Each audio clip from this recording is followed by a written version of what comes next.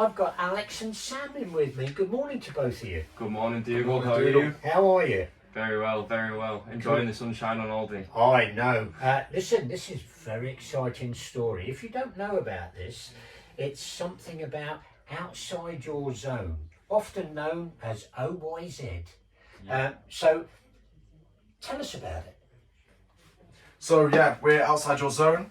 We're an adventure collective from Cumbria, and we just spread the message of adventure and encourage people to get outside the comfort zone and push themselves to get outside the comfort zone, to find adventure and to do things that they might think are just past the envelope for them, and really enjoy the life while they've got it. We've only got so much time on this world. Yeah, indeed. But you know, this is fantastic. What drives you to do this? What has made you come up with the concept of wanting to do that? What has spurred you on?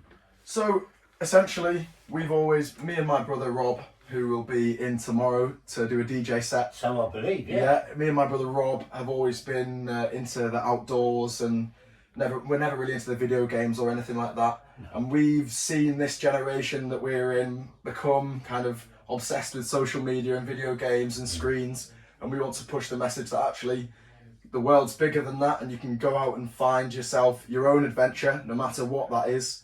Is it one boat or yacht or two yachts? Or? So we started off with one, and then in the background here filming is Henry. We actually met him last year, and as a result we decided the one yacht was not going to be big enough for all five of us. Yeah. So we've actually bought a second boat, which we picked up I think about 20 days ago now. Okay. From Leamington on the south coast of England. Yes, I know that. So yeah, we've got two yachts, and we're in teams at the moment, teams of 3 and 2.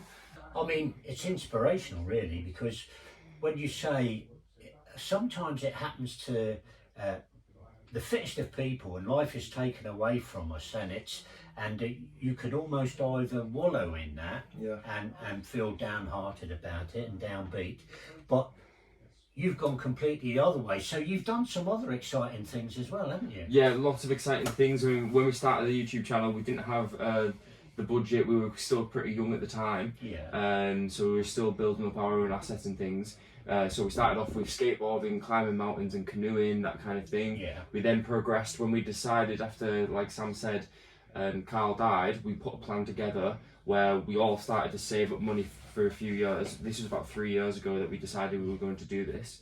Yeah. So we've been saving money for years, and progressively buying things that we can either sell to then get more money to come with us, and using the videos. So, for example, motorbikes. We've done lots of motorbike tours around England on the channel.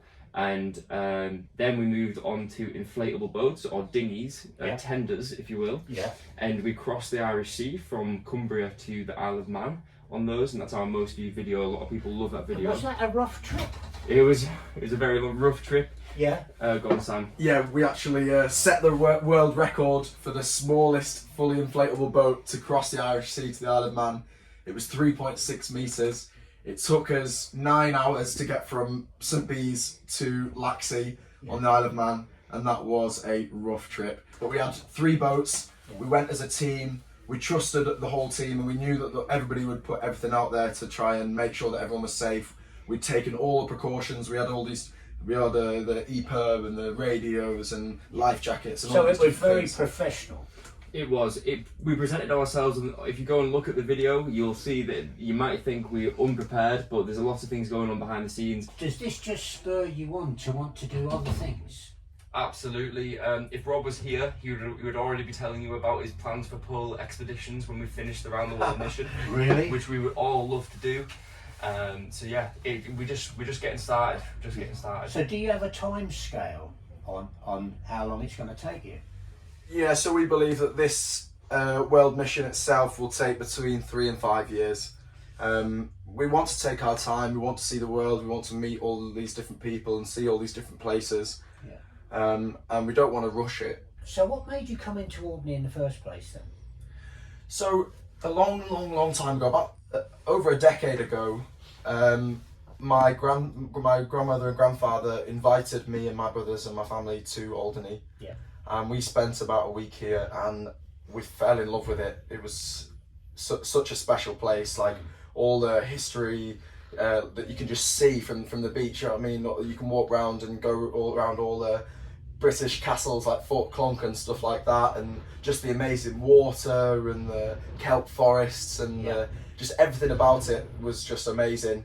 And we really wanted to come back. Rob and I obviously were brothers, and we told these boys about it, and we said we have to go to Alderney on the way. Like, even though it's a little bit far south and we have to go round the Cape and back to Le Havre, we said we have to do it. We have to come see Alderney. So, what do you think of Alderney? Because Rob said to me that it was going to be my favourite place. We've been to Lundy Island, we've been to Padstow, which are both lovely places. Yeah. But Alderney is just amazing. The island is just beautiful. Everywhere you look, there's history and scenery and things that are a bit scary as well, like the swinge.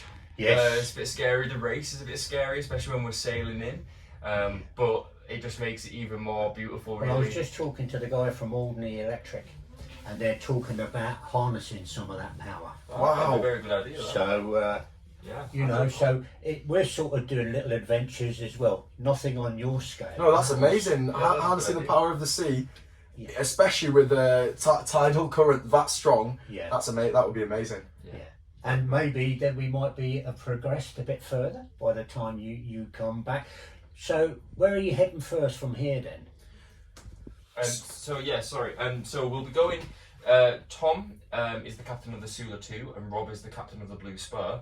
So they are currently going to, on Monday they're going to Jersey to get their ICCs, because you can sail around England with no licenses at all, no problem. But to get into Europe and through the French canals, you do need qualifications. So they're away to Jersey to do that. We're going to spend another week here. We're going to regroup in the harbour and then head to Le Havre. Okay. And head through the French canals for about a month and a half. Spend some time in the Med, and then head across the Atlantic, hopefully December time. Tell me, do you have to go through the Bay of Biscay? No, so instead of that, to avoid that, what we're doing is we're taking the mast down, because we need to re-rig the Sula anyway. We're taking the masts down. Yeah. We're going up the Seine and through the canals, and we're going to do it all while we're there, and then out at Montpellier in the south of France, and then down the west coast of Italy, down to Tunisia, Morocco, Gibraltar, and then to Gibraltar, and then Gibraltar to Tenerife, Tenerife to Cape Verde across to Tobago, and then spend some time in the Caribbean, and then through the Panama Canal, and then across the Pacific, which hope by then we will be seasoned sea dogs. Well, I should certainly think you will do. But I mean, how exciting is that? So exciting. Extremely. It's so exciting. And you're all so enthusiastic about it, obviously, which you need to be, because it's not always going to be good weather, I imagine. No. I'll tell you a little story. When we were coming through the Irish Sea, we were actually coming to the Celtic Sea when we left the Isle of Man maybe about 40 days ago. And we were hitting some, the wind was hitting us side on, the waves were hitting us side on, and me and Rob were in the pilot house, and a wave came over the top of the pilot house, crashed through the pilot house, and we were stood knee deep in water. Wow. We looked at each other. Obviously you had the option there, you can be annoyed, you can be sad. Well, we just looked at each other and laughed, because what else can you do? But I need you need that sort of philosophy to be able to carry on with that, though, don't you? Yeah. You can't give up at all. That is the OIZ philosophy as well, just to take everything on with a smile on your face, and to always be there for the rest of the team. No matter how scared you feel or how worried or tired you feel, you always have to turn up for the rest of the team, because we just love each other. Like we're such a close-knit group of friends that we know from the missions that we've done in the past, all these different things that we've done together, we know that we can rely on every single one of them to be there for us in our time of need. So are you all from the same area or from different? So obviously Rob and I are brothers. I went to school with Tom. We know Alex, we met Alex many years ago, and we've been friends ever since.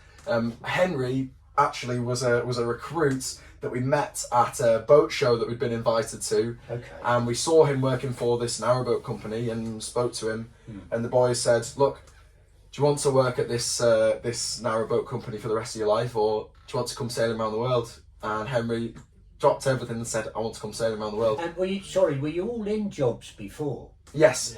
So we all had full-time jobs. I personally was an accountancy software consultant. Rob was a postal manager. Yeah. Tom did flood defences management for the council. Yeah. Sam was a contractor and has just finished his uni actually, so very congratulations to Sam. for Yeah, well finishing done. his Thank uni. you. And then Henry, like I said, we met him last year. He was a canal boat building apprentice, Yeah. and he actually just finished an apprenticeship about a month before we set off around the world. Right. And it's been a dream of his whole life to sail around the world. So meeting us, he was like in awe, and we said, "Listen, don't be in awe. Come with us." Yeah. And he could not say no to the opportunity because he's wanted to do And that. you've already said two things. One, you're very close knit, and two, you're a team. So you're all working for each other, Absolutely. which is incredible, because in the end, that's what's going to get you through it all, isn't it? Yeah, for sure. Yeah, for sure. Yeah, we do rely on each other heavily to do things. Often, especially with this mission, you have kind of unspoken rules where you know that person's going to get this done, that person's going to get this done, and you just trust the boys to do what needs to be done individually. Yeah, we all have different skills as well that we can apply that make the team a functional, cohesive unit, and everybody pulls their weight and everybody turns up, and I couldn't ask for a better group of boys And to do do you this all with. cook? Yeah. Rob used to be a chef, Okay. and so his cooking is levels above all of ours. Wow. He's excellent. Like, he will create something on a plate, on a little Cala gas or paraffin stove on one of the boats. Yeah. He will cook something and put a plate in front of you that looks like it's come from a restaurant.